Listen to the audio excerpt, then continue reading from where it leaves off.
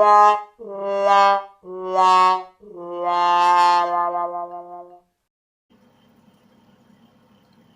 had one job.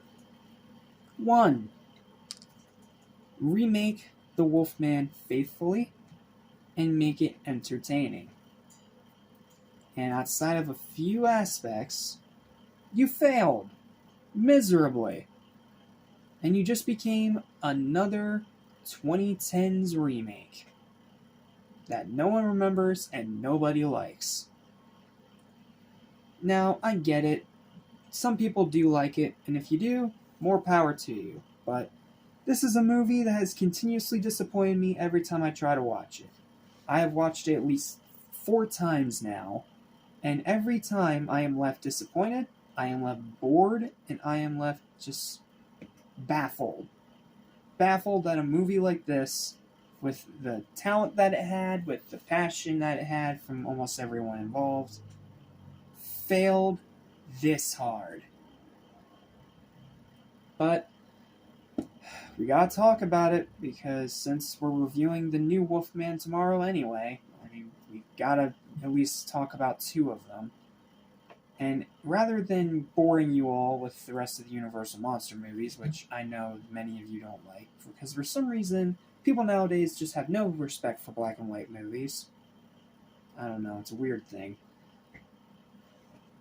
But this remake, there's a lot to talk about, so let's not waste any time and dive into why this is such a disappointing and boring pile of doggy poo. What's up, what's happening, what's going on, everybody? Welcome back to Animation Station, your number one slash brand animation, including TV and movies as well. I'm your host, Jackson Small. Welcome to the 2010 remake of The Wolfman. It sucks as a remake, it sucks as a werewolf movie, and it sucks as a film in general. But I've seen worse. So I'm going to be a little nice to this movie, but it's still terrible.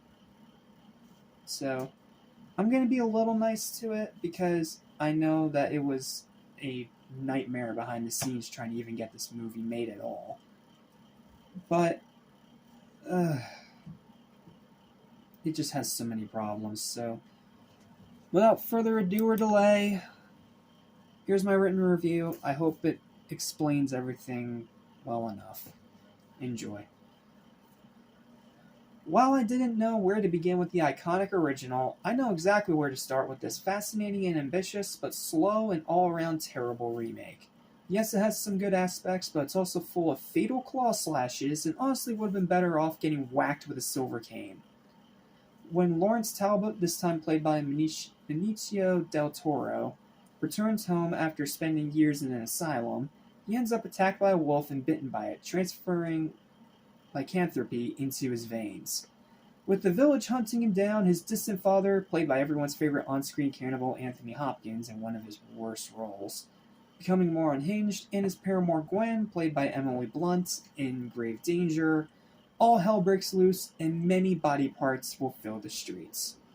Pros, really good Victorian atmosphere. It does a good job capturing that time period and the feel of that time period. Some neat little Easter eggs to the original, like you have the father having the silver wolf head cane from the original, which it's a cute touch. Phenomenal practical effects by Rick Baker, who even won a well-deserved Oscar for his work. Yeah, this is the same guy that won an Oscar for An American Werewolf in London. And as well as some surprisingly decent CGI, some of the better ones I've seen. An awesome final act. Seriously, the final act, it's badass. It is very badass, and I can see why for some it saves the whole movie. But not for me, unfortunately, as badass as awesome as it is. And fucking jaw-dropping kills with a ton of satisfying gore.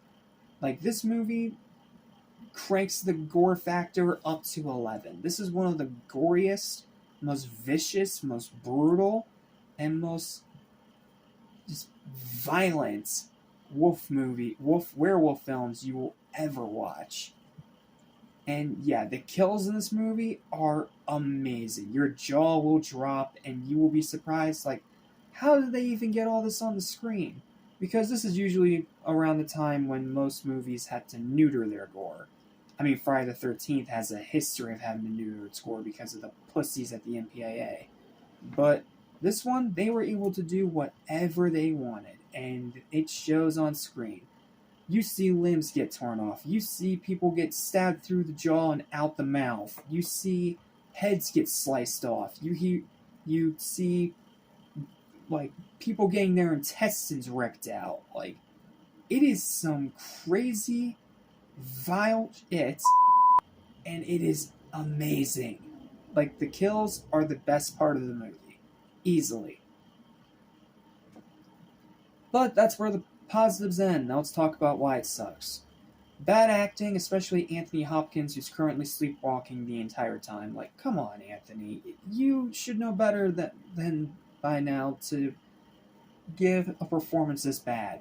Like, I don't think it's as bad as your horrible, just sad performance in Transformers The Last Night, but it's pretty damn close. Your performance in this movie sucks. Boring story. It tries to expand on the original's ideas, but ends up just becoming bland. Speaking of bland, the characters are blander than stale bread. Mind-numbing pacing, this movie is so slow. Which usually wouldn't be a problem, but it does not utilize that time well. And the extended director's cut does not make it any better. Numerous plot holes, a lot of very blatant behind-the-scenes issues that end up leaking over into the final product. A runtime more than double the length of the original, and not well utilized at all. Low rewatchability, I cannot see myself rewatching this movie again outside of kills on YouTube. Zero effective scares, not a scary movie at all. Awful writing. This movie's writing, it needs to be studied in a lab because of how terrible it is. And aggravating jump scares that add nothing. Like, why put jump scares in this movie? You're not The Conjuring. You are supposed to be a fun werewolf movie that pays respect to the original while also doing its own thing. But you throw in so many jump scares that you just become like every other modern horror movie. Overall, as messy as a mutilated corpse and derived of any life or spark, The Wolfman 2010 completely and utterly fails as both a remake of the original and a werewolf film in general.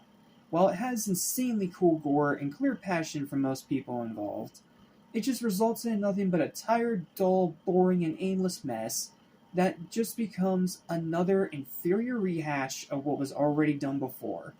In the words of James Rolfe, it is some first-rate horror trash. Watch the kills on YouTube, but don't subject yourself to this boring, tedious mess. And because of that, final verdict for The Wolfman 2010 is a 3 out of 10. It's a terrible movie. Even now, 20 years later, it's a terrible movie. It could have been something great, but it just did not come together in the end, and Universal treating it the way they treated it did not help. It's a crap movie. It is first-rate horror trash that has amazing gore and almost nothing else. Check it out, maybe if you are curious, but otherwise, just skip this bag of doggy poo. It's not worth your time, man. It's not. It's wolf. It's there. I said it. It is pure, unadulterated wolf pit.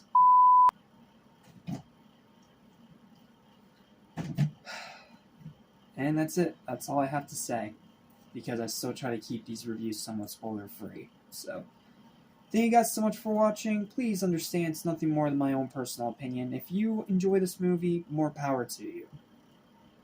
Please don't forget to like, share, and subscribe if you enjoy more content like this almost every single day. And I'll see you guys next time when we take a look at the brand new Lee Whannell directed 2025 reboots of The Wolfman. If it can at least be better than this trash, I will give it some leniency. See you next time. Lesson I will soon forget. So listen and you won't regret. Be true to yourself, don't miss your chance, and you won't end up like the fool who ripped his pants.